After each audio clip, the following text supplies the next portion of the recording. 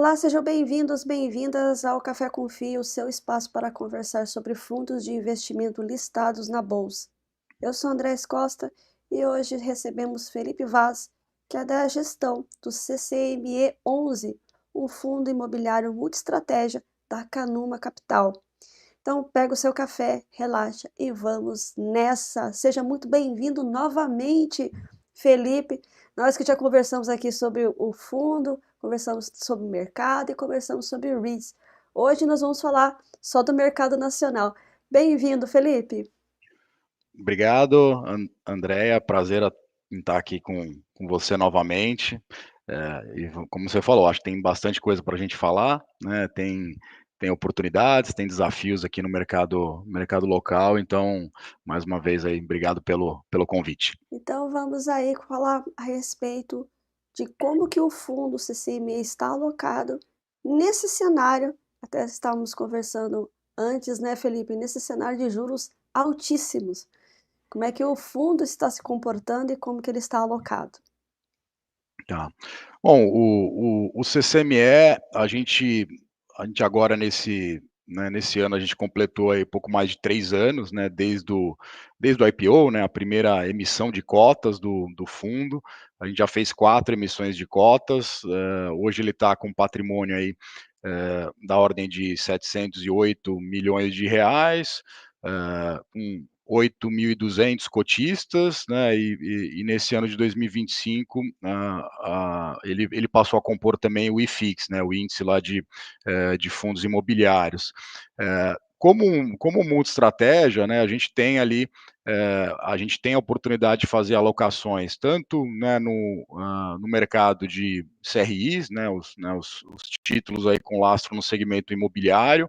A gente pode ter imóveis diretamente, a gente tem cotas de outros fundos imobiliários, ações do segmento e também participar de projetos imobiliários, né? Como é que a gente está hoje em termos de alocação dentro do fundo, né? Cerca de 41% do patrimônio está alocado em CRIs, tá? Acho que esse nível de taxa de juros que a gente vê hoje, né, da ordem lá de 15% de taxa Selic, ele deixa, né, ou faz com que o carrego, né, o rendimento recorrente ali das alternativas de renda fixa seja bastante atrativo.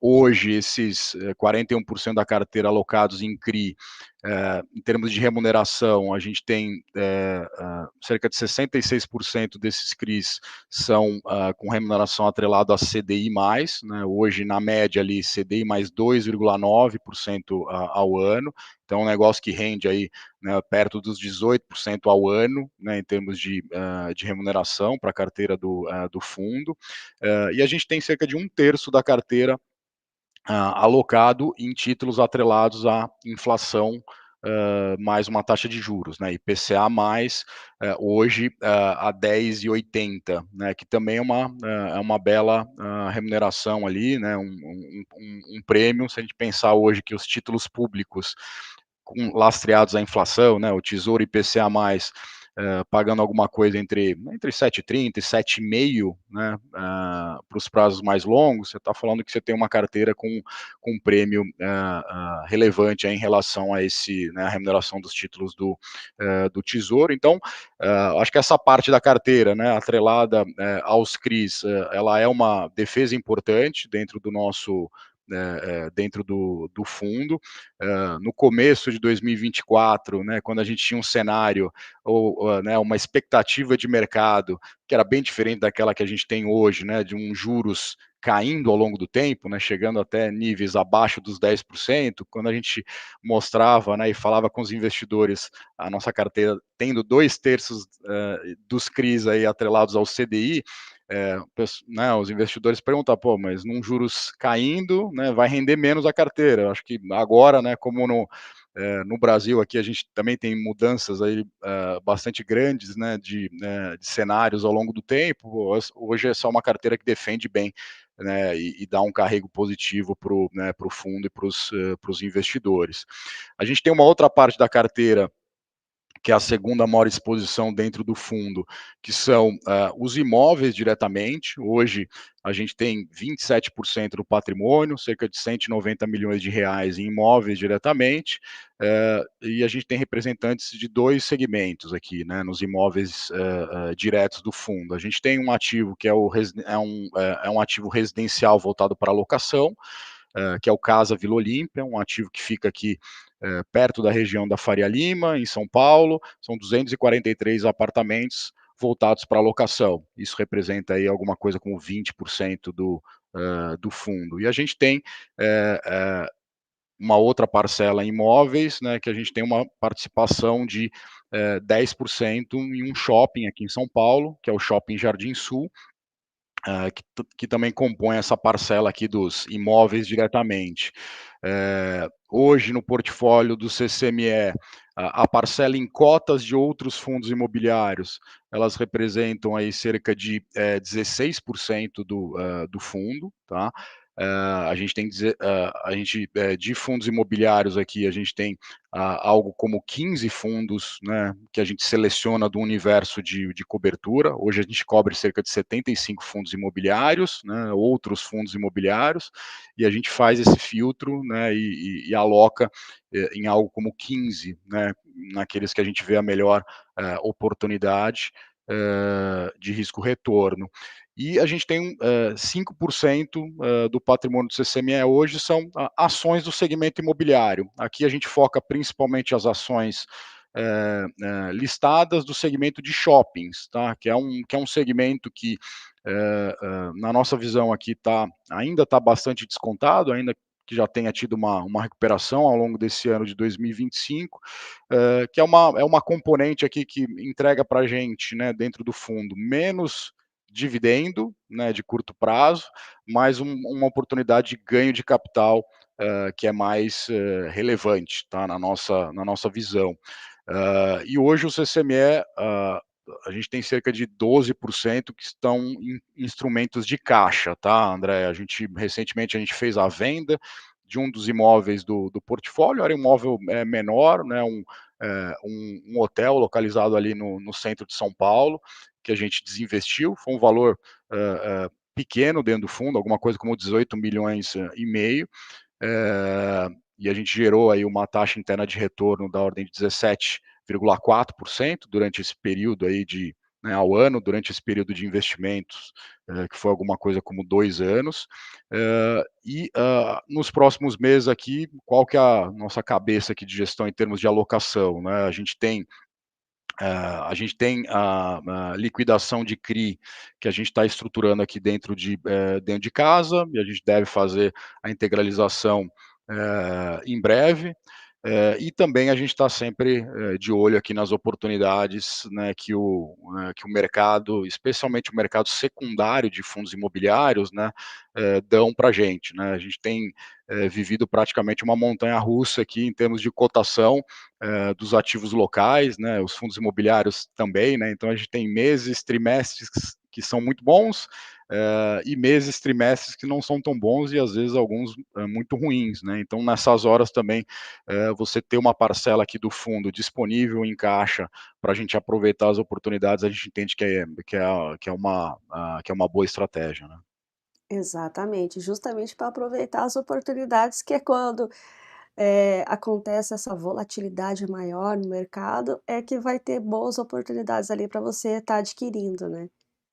Pretende num futuro, né, próximo, desde que tudo se alinhe a favor, né, vamos colocar um cenário otimista, adquirir outros imóveis ou participações em outros imóveis, ou, eh, tem algum outro segmento que vocês olhem no termos imobiliários em relação às ações? Como é que tá esses 2 mercados, né, tanto o imóvel físico quanto a questão ali de ações, que vocês como um multiestratégia realmente, né, com várias frentes ali, como é que você está vendo? Porque os fundos imobiliários, nós estamos vendo descontos, assim, irreais, né, em relação ali ao que tem de patrimônio ali dentro daquele fundo.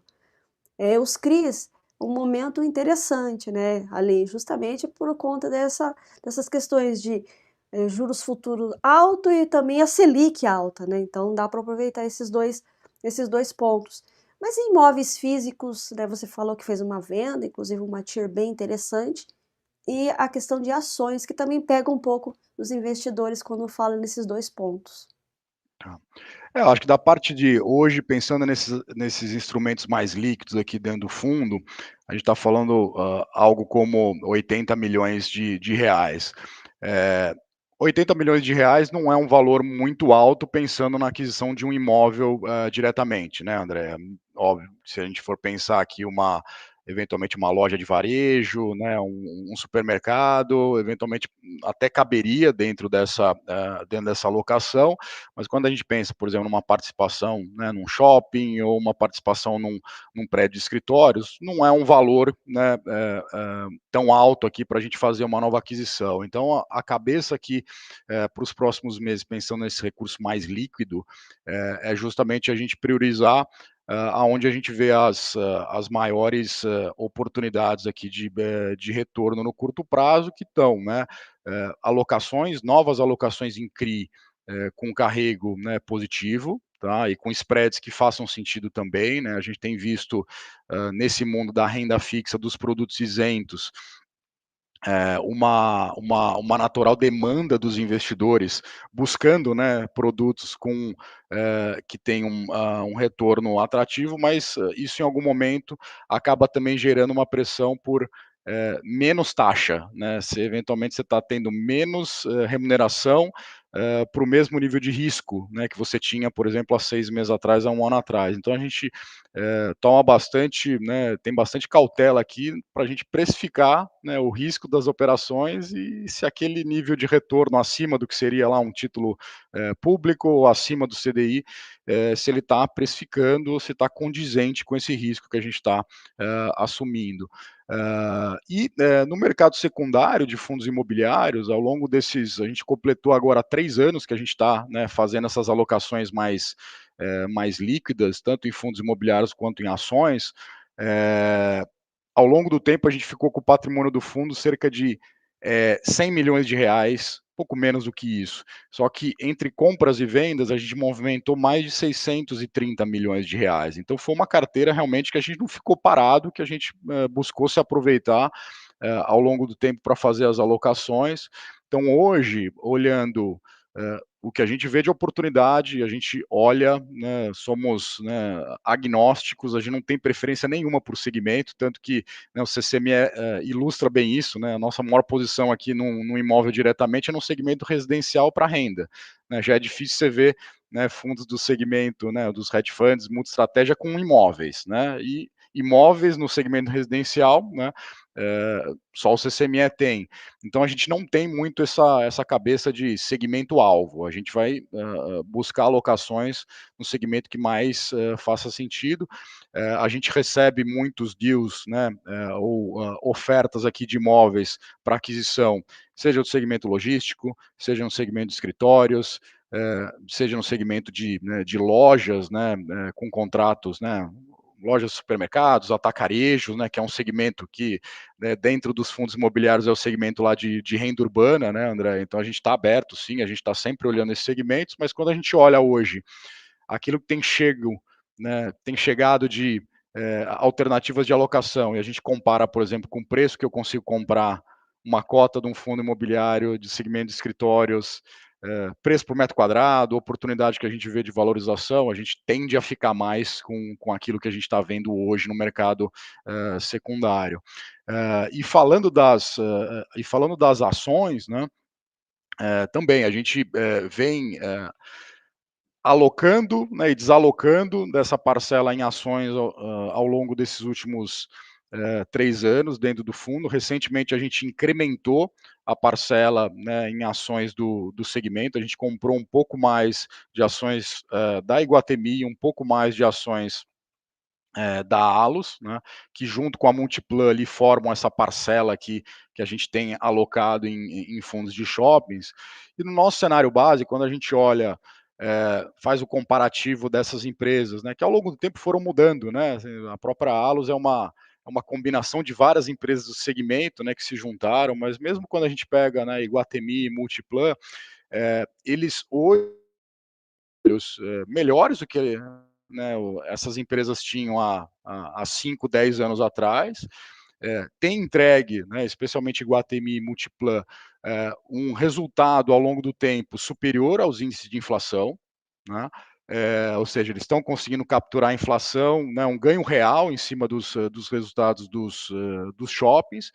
E quando a gente olha o nível de preço que eles estão sendo negociados hoje, André, eles estão pelo menos 20, 25% abaixo do que, se a gente trabalhar aqui num cenário de reversão à média, ou seja, voltar numa normalidade de precificação desses papéis, esses papéis poderiam andar 20, 25, 30%. Né? A gente até colocou isso no relatório de junho do fundo, explicando um pouco mais, né, por que a gente comprou, né, ações do segmento de shoppings e não fundos imobiliários de shoppings. A gente tem fundos imobiliários de shoppings, mas a gente tem 3 vezes mais alocação, 3 vezes e meia mais alocação em ações do segmento de shoppings do que em fundos imobiliários de shoppings. E o mandato do CCME, né, permite isso, né, que a gente olhe, pô, tem uma distorção aqui, a gente quer se aproveitar dessa distorção aqui para fazer as alocações, tá? Então, minha resposta foi um pouco longa, né, André? Mas fazendo um resumo aqui, então acho que tijolo, a gente hoje, né, tem olhado bastante coisa, mas menos chance da gente ter uma alocação aqui no CCME no curtíssimo prazo, então a gente deve estar concentrado mais nas alocações aqui, tanto, né, em CRIs e também oportunidades nos fundos imobiliários no secundário. Em ações a gente não coloca mais, porque a gente já tem uma exposição relativamente boa aqui dentro do fundo, né, na nossa visão, 5%. Sempre atentos aí àquilo que a gente tem aqui de mandato no fundo, tá? Maravilha, Felipe. E qual é o nível de risco de crédito da carteira atual? Tá. Hoje, né, a gente tem uma combinação, se a gente for olhar aqui, né, tem sempre aquele embate, né, dos títulos que são considerados os de menor risco, né, os high grades, né, e tem a outra parcela ali que seriam os high yields, né. Se a gente for olhar o portfólio do CCME hoje, ele é uma combinação de títulos high grade, né. Hoje, né, só para reforçar, tinha comentado já, mas hoje essa carteira em CDI roda a CDI mais 2,9% ao ano, em IPCA, rodando aí em IPCA mais 10,8%, tá?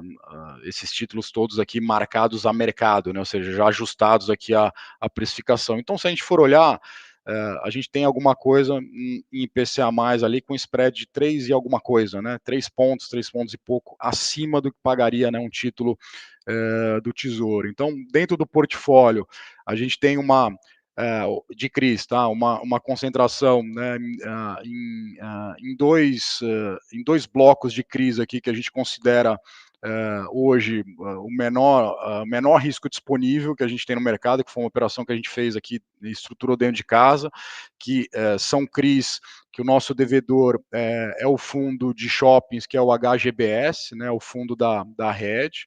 É uma dívida que foi, né, estruturada há cerca de 2 anos atrás, lá em 2023.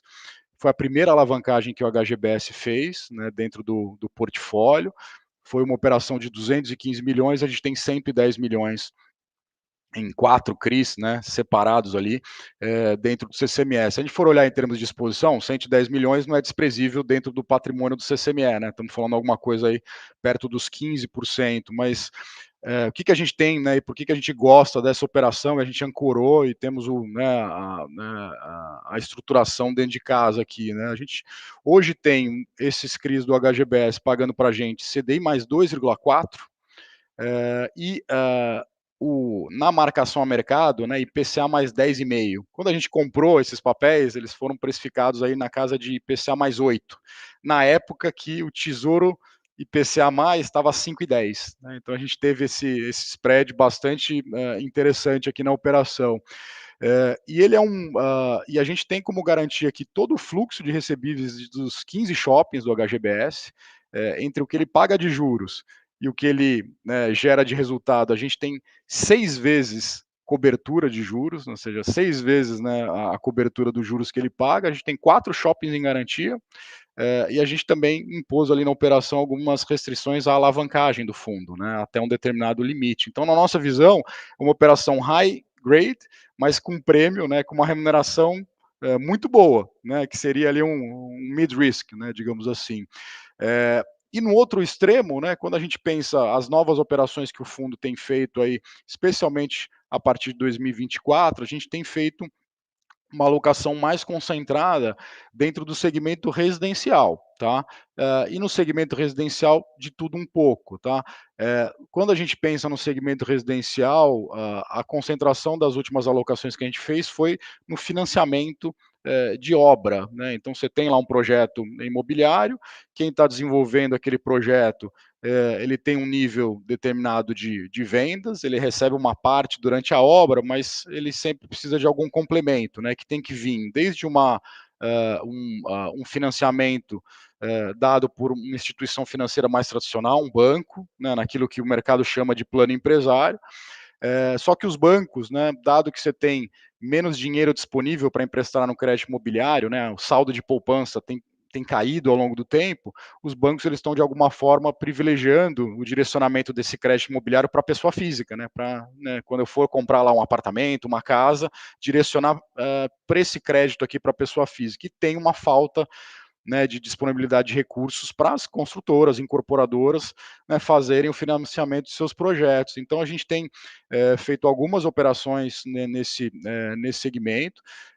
Esse segmento ele embute uma taxa de remuneração, deveria embutir uma taxa de remuneração maior. Então, a gente tem operações no segmento residencial ali que a gente fez com spread de CDI mais 3 e 25, e tem operações que a gente fez com spread de CDI mais 5. Né? Então, ele envolve ali um nível de remuneração maior, até porque você tem riscos também, né, diferentes de um ativo pronto, estabilizado, que já gera renda. Aqui você não tem geração de renda, né? Então a gente tem um olhar muito forte aqui para projeto, pô, aquele projeto lá, né, tem viabilidade, ele está alinhado à demanda da região, tem algum outro concorrente ali que pode eventualmente diminuir a velocidade de vendas, impactar, né, o resultado do projeto. E a gente olha também a contraparte, né, ou seja, quem que é a construtora, quem que é a incorporadora, o histórico que ela tem, né. Então hoje a gente financia, a gente já financiou, né, projetos ali, né, por meio dos CRIs,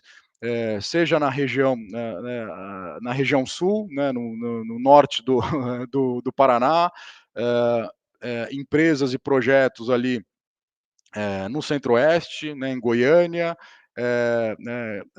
projetos no Nordeste ali, né, em Pernambuco. Então a gente tem uma combinação ali, né, no Brasil inteiro, mas é importante destacar que, né, esse high yield, né, que seriam essas operações aqui com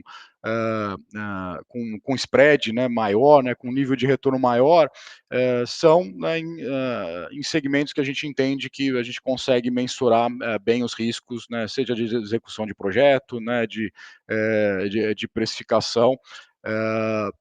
Então a gente vê oportunidade, né, e as últimas alocações a gente tem feito nesse segmento, né, ou seja, aumentando um pouco dessa alocação dentro do segmento residencial, até porque vamos fazer uma conta simples aqui, né? Imagina que eu seja alguma empresa, algum player do setor que está fazendo uma aquisição, né, comprando um imóvel. É, essa aquisição hoje, né, uma aquisição de um imóvel que já seja pronto, seja no segmento logístico, né, de shoppings, né, ou um grupo de lojas de atacarejo, você concorda que para essa aquisição fazer sentido, fica muito difícil competir, né? Se eu fosse precificar uma operação dessa, a CDI mais 2, 2,5, concorda que CDI mais 2, 2,5 hoje é algo perto dos 18%, e nenhum imóvel, né, estabilizado, gerando renda, nenhum aluguel vai competir com esse nível de juros. Então, fica menos viável, né, você fazer, né, emissões de CRIs, ou mesmo esse tomador de recurso aqui, tomar esse dinheiro nesse nível de taxa de juros, né. Então a gente vê mais oportunidades no segmento também residencial por conta disso, né, porque as margens também são maiores, né, você não tem o fluxo ao longo do tempo ali, eh, demanda obra, demanda vendas, né, e demanda um monitoramento bem mais próximo, mas, por outro lado, né, os projetos imobiliários, né, para quem está investindo ali num terreno, num projeto imobiliário, ele vai mirar retornos superiores a 25%, né, ao ano. E como o dinheiro nesse tipo de transação ele é liberado ao longo do tempo, né, mediante, né, a evolução das obras, é um negócio que para de pé, né, ou seja, você consegue, né, remunerar o desenvolvedor, remunerar o CRI de uma forma bastante interessante. Então, acho que a nossa carteira aqui é uma combinação desses ativos aí com perfil bastante high grade, com essas operações do segmento residencial ali com um pouco mais de prêmio, né, em nível de remuneração. E um ponto que a gente tem destacado também para os investidores, a gente até coloca isso, né, no nosso relatório mensal, também tem na nossa planilha de fundamentos, que fica disponível no site do fundo. Eh, Acho que como vários outros fundos seja do segmento, né, dos hedge funds ou os fundos imobiliários como um todo, hoje o CCME também está sendo negociado abaixo do seu valor patrimonial, né. Hoje, né, o nosso valor patrimonial ali, é alguma coisa como R$ 10,45 por cota, só que hoje o fundo está sendo negociado abaixo dos R$ 9 por cota. Então você tem um desconto ali de quase 15% entre o que aquele ativo, né, os ativos que compõem a carteira do fundo valem, em relação àquilo que está sendo precificado no mercado. Então, se a gente fosse fazer um ajuste, olhando só essa carteira de CRIs, né, considerar esse desconto que a gente tem aqui, é como se estivesse levando aqui, né, uma remuneração nos CRIs do portfólio muito maior do que o CDI mais 9. Você está levando uma coisa quase a CDI mais 10, se a gente, né, trabalhando no cenário de que em algum momento as cotas do fundo vão preencher, né, essa diferença entre o valor de mercado e o valor patrimonial. E nas operações em IPCA+, também, alguma coisa mais para perto de IPCA+15, né, ou seja, é muita remuneração para o nível de risco, né, que a gente tem na carteira. Mas é um portfólio aqui nos CRIs aqui sem nenhum, né, evento de crédito, nenhuma inadimplência, que já está rodando aí desde o início do fundo, tá? Maravilha. Até você me puxou um gancho aqui para falar em relação a como é que você vê o mercado mesmo de fundos imobiliários de multiestratégia, ou hedge fund, né, como queiram chamar. Como é que você vê, esse mercado que no começo o pessoal queria entender como é que funcionava, se realmente essa tese iria se provar, e como é que você está vendo esse mercado, daqui para frente? A gente, e até por conta disso também, a gente, né, tomou a decisão aqui na gestora, no nosso primeiro veículo, né, listado e negociado, foi justamente o Mundo Estratégia, porque a gente vê ali o Multistratégia como um fundo que, com esse mandato mais amplo, pode se aproveitar dessas distorções. A gente horas vê o mercado público aqui, né, listado, negociado em bolsa, muito mais barato do que o mercado privado, e horas a gente pode ver em algum momento, já faz um tempinho que a gente não vê isso, né, dentro do universo dos fundos imobiliários, mas vamos voltar aqui um pouco antes da pandemia, lá em 2019, era muito comum a gente ver cotações, né, de fundos imobiliários muito acima do valor, né, patrimonial, muito acima daquilo que deveriam, né, valer, e naquela época faria todo sentido, né, você ter um mandato amplo que pudesse, né, vender, né, se desinvestir dessas cotas ali que estão sendo negociadas a um preço que não faz muito sentido, para buscar alocações em outros segmentos, né, seja numa renda fixa por meio dos CRIs, seja em imóveis diretamente. Então a gente, né, a visão aqui né, do segmento de multiestratégia ou dos hedge funds, né, que é o outro nome ali que esse segmento é conhecido, a gente entende que é uma via aí de crescimento, né? Assim, é um mandato muito mais amplo, por exemplo, do que o FOF tradicional, né? O fundo de fundo, né? Que só poderia ter alocações em cotas de outros fundos, né? Em algum momento você fica meio preso ali nessas alternativas mais limitadas, e outra também é muito mais difícil crescer de tamanho, né? Porque um FOF, um Fund of Fund, naquele conceito mais tradicional, com um patrimônio de 500, 600, 1 bilhão de reais, já teria uma dificuldade muito grande em fazer o quê? Né, esses rebalanceamentos, essas trocas de posição ao longo do tempo. Em contrapartida, né, um fundo multi-estratégia,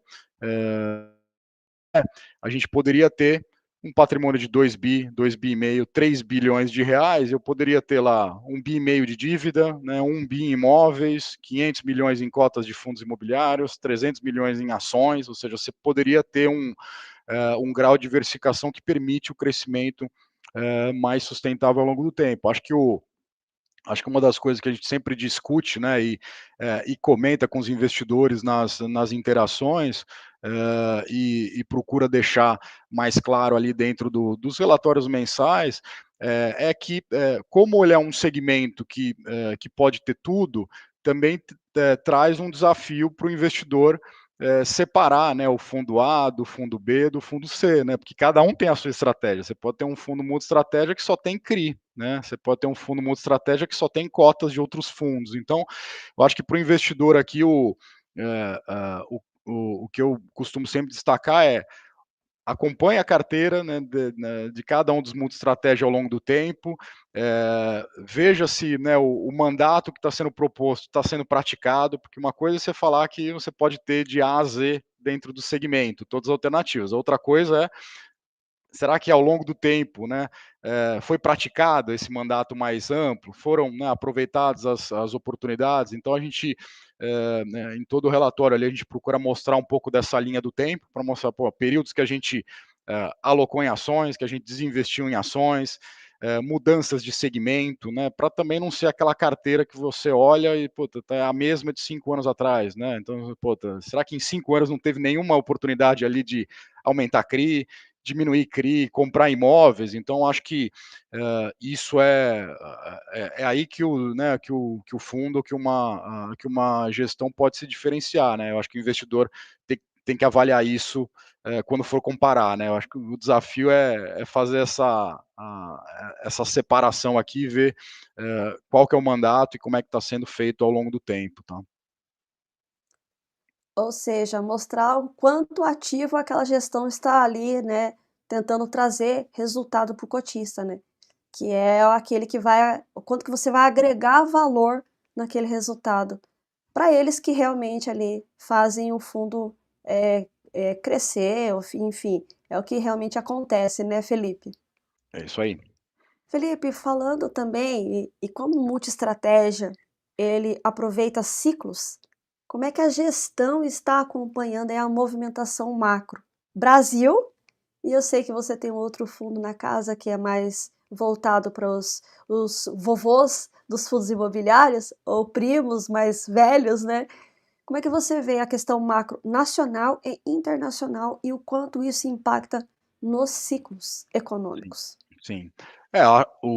Quando a gente pensa, né, movimentos de elevação de taxa de juros, né, e níveis de taxa de juros mais elevados, eles embutem uma pressão natural sobre os instrumentos de renda variável, né? O fundo imobiliário, né, ele está lá dentro desse leque de alternativas em instrumentos de renda variável, porque, né, você tem uma pressão natural, né? O investidor ele olha, né, o nível de taxa de juros, vamos pegar hoje, né, a Selic aí rodando ali nos 15% ao ano, aos 15% ao ano, qualquer investidor que vai buscar uma alternativa no mundo de renda variável, mirando um retorno maior do que esse, ele vai ter uma posição um pouco mais confortável, certo? Ou seja, ele vai ter um retorno muito bom ali sem correr muito risco.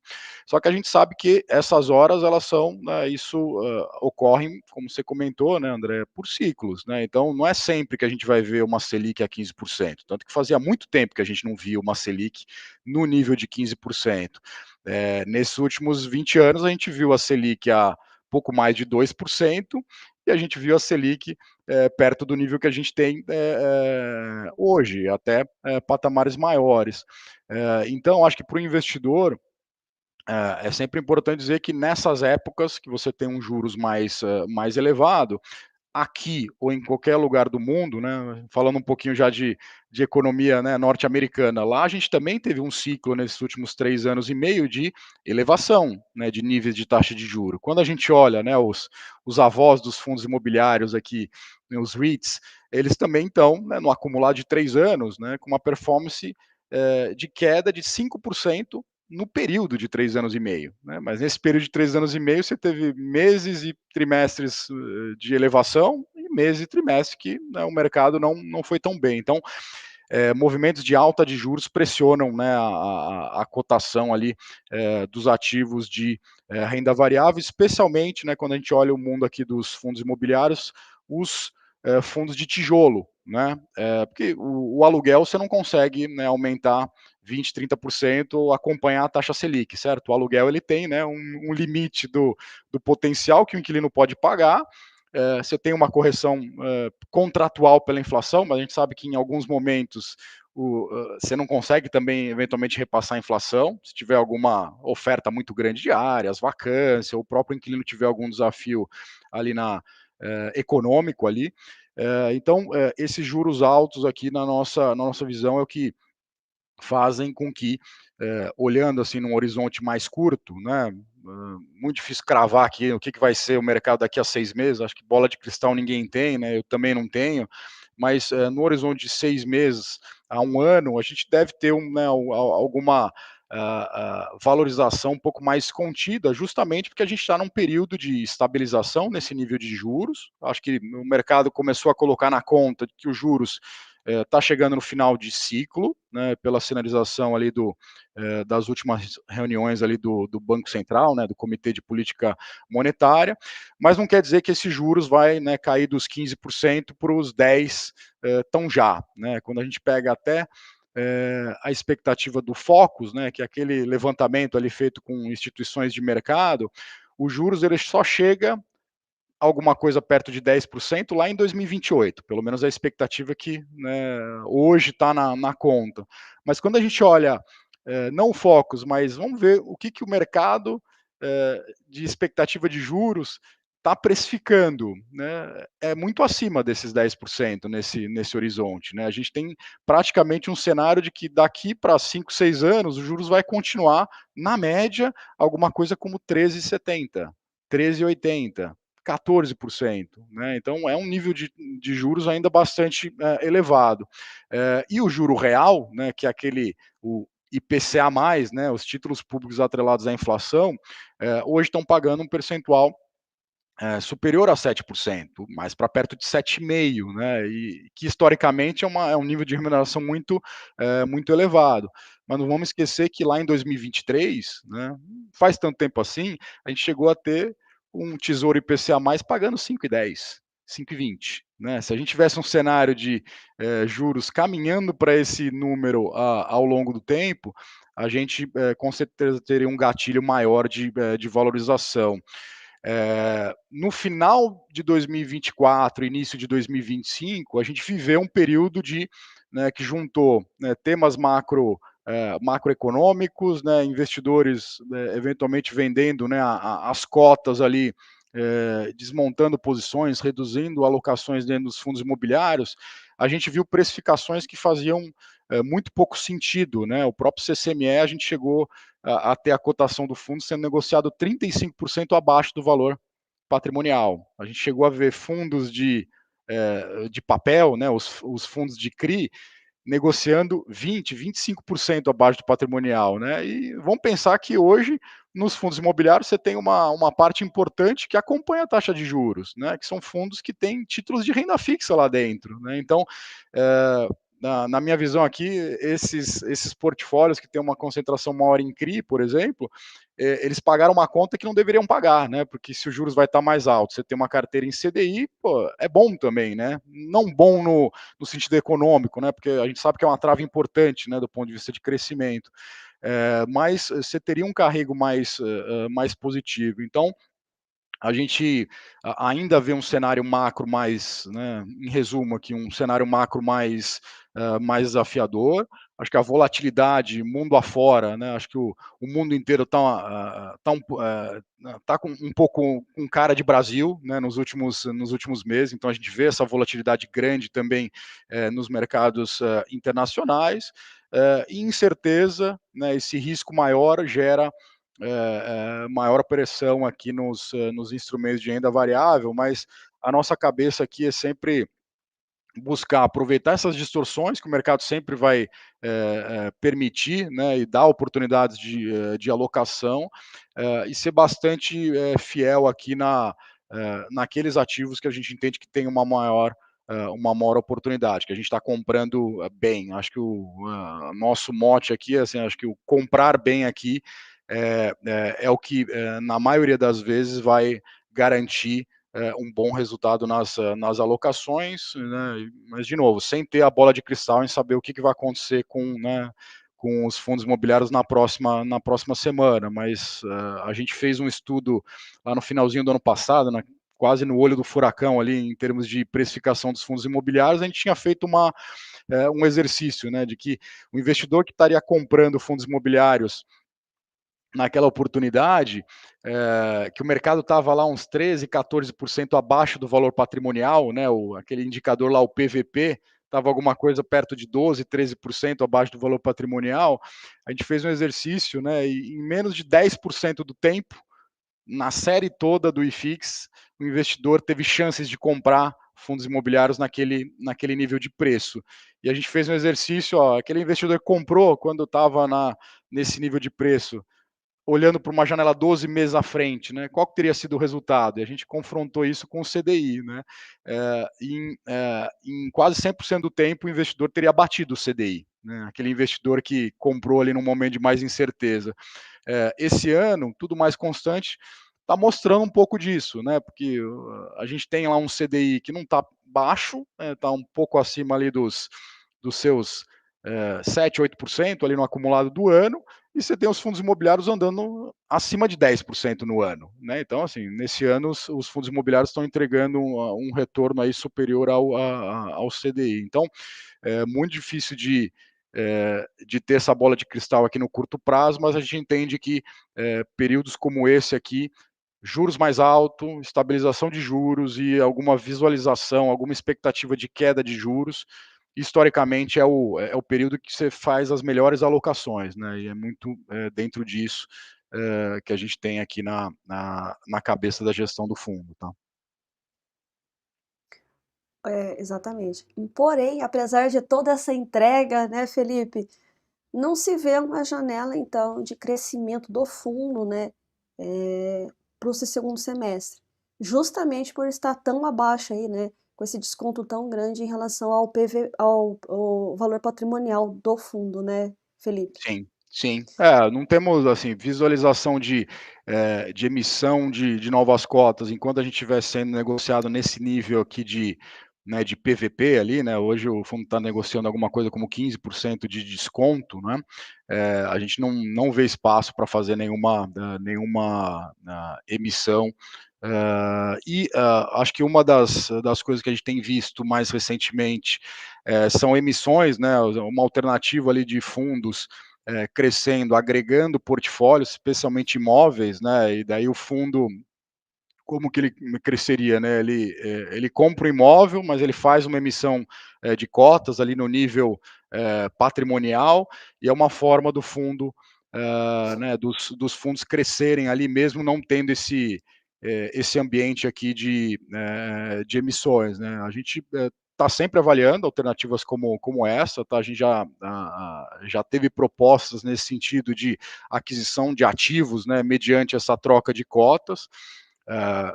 E o ponto ali que a gente olha muito fortemente, que o investidor, na minha visão aqui, também deveria olhar, é ver qual tipo de portfólio que está sendo agregado dentro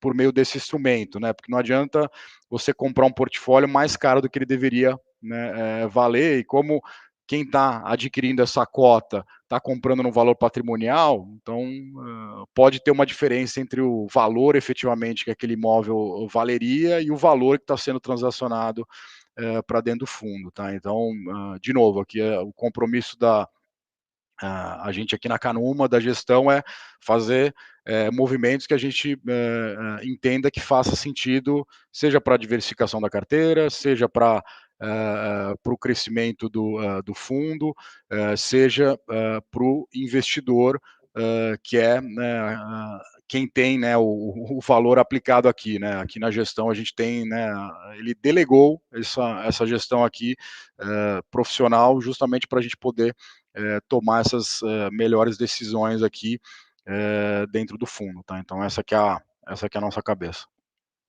Ou seja, não vai colocar nada dentro da carteira que não vai agregar valor, né.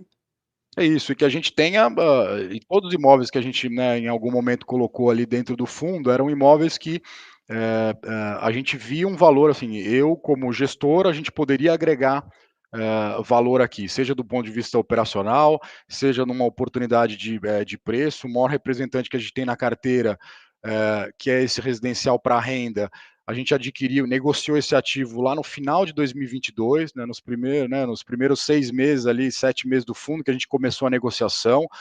O mercado estava fechado, não tinha ninguém ali, a gente estava praticamente sozinho na transação, e a gente comprou um ativo, né, a 300 metros aqui da faculdade do INSPER, aqui em São Paulo, a 1 quilômetro da Faria Lima, mobiliado, com uma área comum aqui de quase 1.700 metros quadrados, relativamente novo, um prédio que tinha sido entregue em 2018, e a gente pagou R$ 12.500 o metro quadrado nesse ativo, né? Se a gente fosse tomar a decisão de comprar o ativo, desenvolvê-lo, né, aprovar, construir, né, estabilizar, ia custar muito mais do que R$ 15.000 por metro quadrado. Então, naquela oportunidade, a gente viu duas coisas, né? Eu vou estar comprando um tijolo barato, abaixo da reposição, ou do custo que ele deveria valer, e a gente também via oportunidade de incremento da ocupação, do aluguel. Então, nesse período, né, a gente conseguiu incrementar o aluguel mais de 20%, né, dentro do fundo. Então,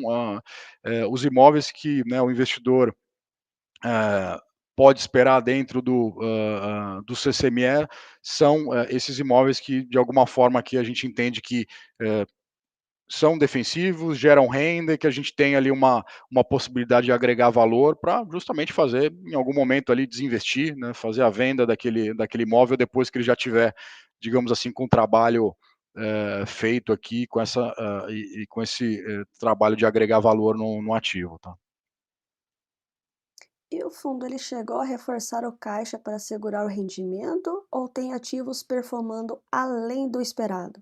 Não, aqui o que a gente fez recentemente foi esse desinvestimento naquele imóvel menor do portfólio, não do ponto de vista de aumentar rendimentos, mas sim, ele foi uma oportunidade da gente desinvestir com uma taxa interna de retorno, reforçar o caixa, menos para aumentar a distribuição, né, Andréa, mas mais para fazer essas alocações com uma visão oportunística, né? Então, a gente teve, por exemplo, no final do ano passado, em 2024, quando a gente teve, né, a mínima de várias cotações aqui de fundos imobiliários, a gente teve, né, um evento, por exemplo, que foi um pré-pagamento, né, uma dívida, um CRI que a gente tinha dentro da carteira, e a gente teve um pré-pagamento, uma antecipação, né, o devedor antecipou, né, o pagamento desse CRI. Pô, naquela oportunidade a gente teve 4% do fundo, foram mais de R$ 30 milhões, entrando justamente, e foi com esse dinheiro que a gente acabou nesses últimos meses, né, fazendo alocações, né? Então essa flexibilidade da gente, né, ó, tenho posições aqui, cotas de outros fundos que a gente pode desinvestir para alocar naquilo que a gente vê a melhor alternativa, faz parte aqui do nosso dia a dia, né? E qual que é a parcela aqui que acaba, digamos assim, puxando um pouco o dividendo, né, o carrego, né, o rendimento recorrente do fundo, a parcela de CRIs tem uma boa representatividade nisso, né, porque é uma parcela que rende alguma coisa entre 16 a 18% ao ano, né, e eu tenho 40% do fundo, né, sendo remunerado com essa parcela, então é uma coisa que tem ajudado. Do ponto de vista de distribuição, qual que é a estratégia, né? O que, que o investidor pode esperar da gente aqui? A gente tende a não fazer muitas variações no dividendo distribuído ao longo do mês, a gente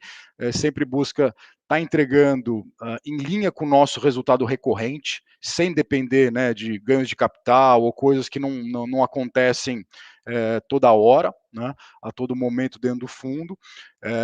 A gente faz também, né, uma indicação do que seria as próximas distribuições de rendimentos, né, o que o mercado chama de guidance, né, de dar pelo menos 3 meses à frente. Então, a nossa indicação aqui de dividendos nos próximos meses, né, até setembro, é uma distribuição de 0,084 por cota, que se a gente for olhar em termos aqui, comparar esse 0,084 por cota pela cotação atual, a gente está falando aqui num nível de distribuição ali na casa dos 11, 11,5%, né? E lembrando, né, hoje o portfólio do fundo está praticamente 50-50 entre a estratégia tijolo e a estratégia crédito, né? Então, como a gente tem uma componente, seja por meio de imóveis diretamente, fundos de tijolo, ações do segmento, a gente tem um peso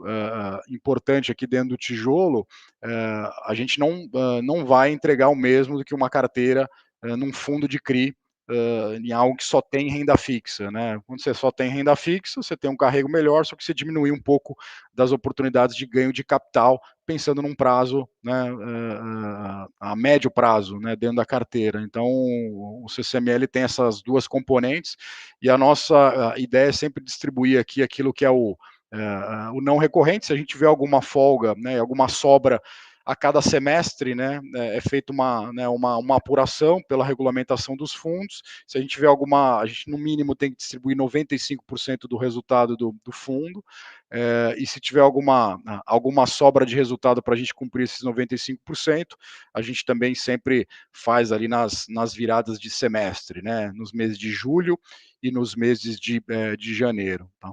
Exatamente. Mais uma vez, Felipe, gostaria de te agradecer por você ter vindo aqui e também gostaria então que você deixasse suas considerações finais e as mídias sociais aí para quem ainda ficou com dúvida e quer conhecer um pouquinho mais da Canuma e também do CCME 11.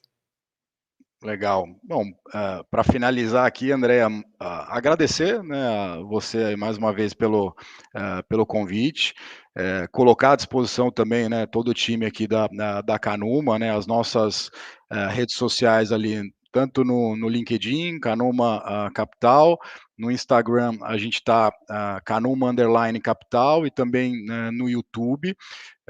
A gente ao longo desses últimos tempos aqui, a gente tem sido cada vez mais ativo também, colocando tanto, né, conteúdos relacionados ao fundo, mas também ao mercado, né, educacionais, um pouco de tirar dúvidas ali nos nossos canais. A gente tem um site do fundo também, que é o ccme11.com.br. Lá o investidor, além de consultar, né, o portfólio, os vídeos mensais que a gente faz ali para resumir um pouco das alocações do mês, aquilo que a gente está enxergando. Também é possível se cadastrar no mailing e mandar mensagens aqui para o nosso canal de relações com investidores. Então a gente fica à disposição aqui de todos aqui e mais uma vez aí parabéns pelo trabalho. Obrigado, Felipe. Pessoal, até o próximo episódio. Se você não é inscrito no canal no YouTube, se inscreva, acione o sininho para ser notificado de todos os episódios. que está sendo lançado aqui no podcast. Também curta e compartilhe aí com mais investidores para conhecer um pouco mais dos fundos e também das visões analíticas aqui dos gestores, analistas e também investidores comuns como eu e como você. Então, mais uma vez, obrigada, Felipe. Também estamos nas principais plataformas aí de streaming, então também tem uma outra alternativa para estar ouvindo e vendo esse podcast. Até o próximo episódio, pessoal. E mais uma vez, obrigada, Felipe. Tchau, tchau.